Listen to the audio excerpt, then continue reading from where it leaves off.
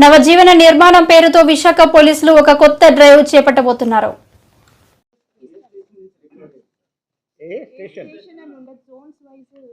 మనం ఇస్తాం కావాలంటే ఇస్తారు. కానీ ఇప్పుడు మనం క్రైమ్ వింగ్ పని చూడాలంటే ఒకవైపు ఏ స్టేషన్లో ఎక్కువ క్రైమ్ జరిగాయి అది కూడా చూడాలి, మరోవైపు ఏ స్టేషన్లో ఎక్కువ రికవరీ జరిగింది, ఎక్కువ డిటెక్షన్ జరిగింది అది కూడా చూడాలి. ఎక్కడ తక్కువ క్రైమ్ జరిగింది అక్కడ కూడా ఇష్యూస్ ఉండొచ్చు అనుకోండి, అది చాలా క్రైమ్ ప్రోన్ కానీ తక్కువ జరిగాయి, అప్పుడు మనం వాళ్ళకు క్రెడిట్ ఇవ్వాలి. అనుకోండి స్టీల్ ప్లాంట్ పిఎస్ అక్కడ అవకాశమే తక్కువ, కాబట్టి అక్కడ తక్కువ జరిగితే మీకు చాలా తక్కువ నేరాలు జరిగాయి అని మేము క్రెడిట్ ఇవ్వలేము, ఎందుకంటే అక్కడ క్రైమ్ చేయడానికి అవకాశం తక్కువ.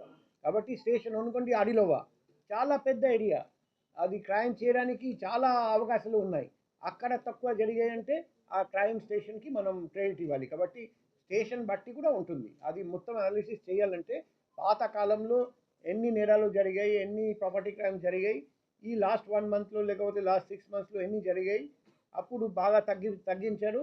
అయితే క్రెడిట్ ఆ క్రైమ్ వింగ్కి ఇవ్వాలి, లా అండ్ ఆర్డర్కి ఇవ్వాలి. ఎందుకంటే law and order crime wing కలిసికట్టుగా బీట్స్ పెట్రోలింగ్ ఇవన్నీ చేస్తున్నారు. ఇప్పుడు త్వరలో మేము డ్రోన్ బీట్ స్టార్ట్ చేయబోతున్నాం, డ్రోన్ పెట్రోలింగ్ స్టార్ట్ చేయబోతున్నాం.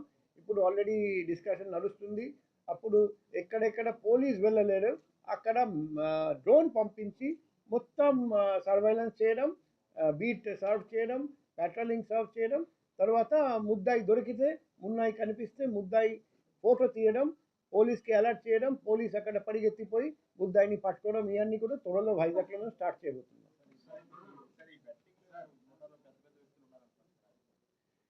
ఇప్పుడు క్రికెట్ బెట్టింగ్ మన అందరికీ తెలుసు, అది క్రికెట్ బెట్టింగ్ వల్ల చాలామంది యువత నష్టపోతున్నారు, చాలా లాస్ సఫర్ అవుతున్నారు, కొందరు సూసైడ్ చేయడానికి కూడా ఆ పరిస్థితి కూడా వస్తుంది.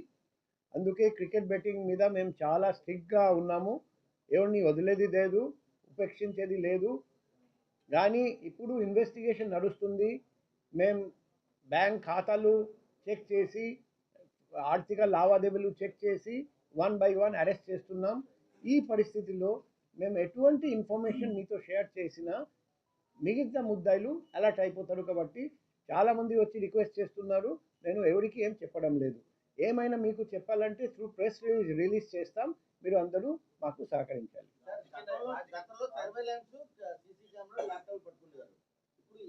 ఇప్పుడు మనం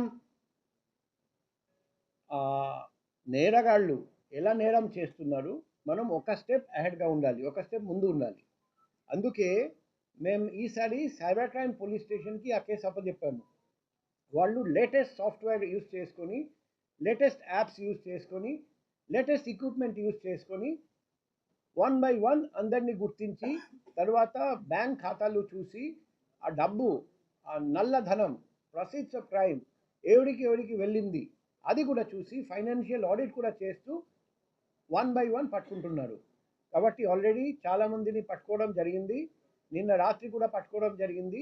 ఇది మేము క్లియర్గా ఇన్స్ట్రక్షన్ ఇచ్చాము, లాస్ట్ వ్యక్తి ఎవడెవడు, మనకు బుకీస్ మీద ఫోకస్ చేయాలి, చిన్న చేప వద్దు, మనకు పెద్ద చేప కావాలని క్లియర్గా ఇన్స్ట్రక్షన్ ఇవ్వడం జరిగింది. ఆ విధంగా మేము పని చేస్తున్నాం. త్వరలో మీకు ఇంకా రిజల్ట్స్ కనిపిస్తాయి. ప్రతి లా అండ్ ఆర్డర్ డీసీపీకి, ప్రతి క్రైమ్ డీసీపీకి అండ్ ట్రాఫిక్ ఏడీసీపీకి ప్రతి చోట మన నగరంలో crime law hotspot, law and order hotspots గుర్తించి, ట్రాఫిక్లో ఎక్కడ ఎక్కువ వయలేషన్స్ ఉన్నాయి గుర్తించి సీసీటీవీ పెట్టడం, లైటింగ్ పెట్టడం. సో ప్రతిరోజు డిఎస్ఆర్ తీసుకుంటున్నాం. ఆల్రెడీ మన నగరం, మన రాష్ట్రం చూస్తే నేను వచ్చిన తర్వాత దాదాపు 7,000 సీసీటీవీస్ పెట్టడం జరిగింది. మన స్టేట్లో హైయెస్ట్ అన్నమాట. ప్రతి జిల్లా చూడండి, మన స్టేట్లో మన వైజాగ్ నగరం హైయెస్ట్. ఇంకా ఆకాశమే మన హద్దు కాబట్టి ఇంకా ప్రతి చోట జనం ఉన్న ప్రతి చోట సీసీటీవీ పెట్టమని చెప్పడం జరిగింది. నేను అనుకుంటున్నా ఈ కొత్త సంవత్సరంలో కొన్ని చోట్ల సీసీటీవీస్ ఇంతకుముందు పనిచేయలేదు, అది రెక్టిఫై చేయడం, అదే మాదిరిగా కొత్త ఏరియాలో సీసీటీవీ పెట్టడం, ఇంకా చాలా చోట్ల సీసీటీవీస్ వస్తాయి.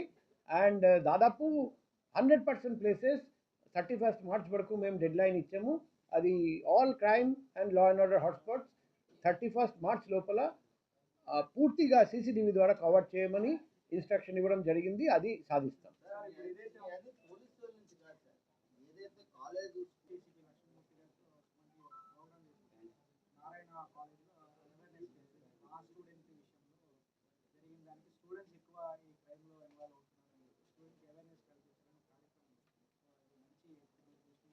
అది మేము ఈ వీక్లో స్టార్ట్ చేయబోతున్నాం.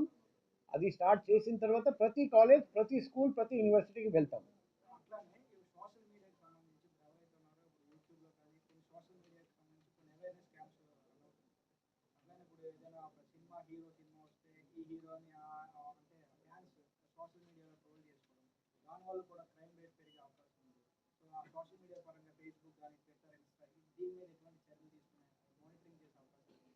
ఇప్పుడు మేము ప్రతి జిల్లాలో మానిటరింగ్ ప్రతి క్షణం జరుగుతుంది.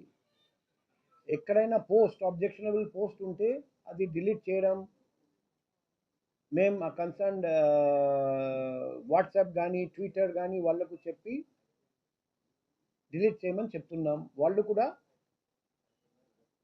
నిజంగా అబ్జెక్షనబుల్ వాళ్ళు అనుకుంటే ఇమీడియట్గా డిలీట్ చేస్తున్నారు. అది కాకుండా కేసు కూడా చాలా పెట్టడం జరిగింది. ఇప్పుడు మీరు చూడండి, చాలా వరకు సోషల్ మీడియాలో ఈ క్రైమ్స్ తగ్గిపోయినాయి ఈ కేసు పెట్టడం వల్ల.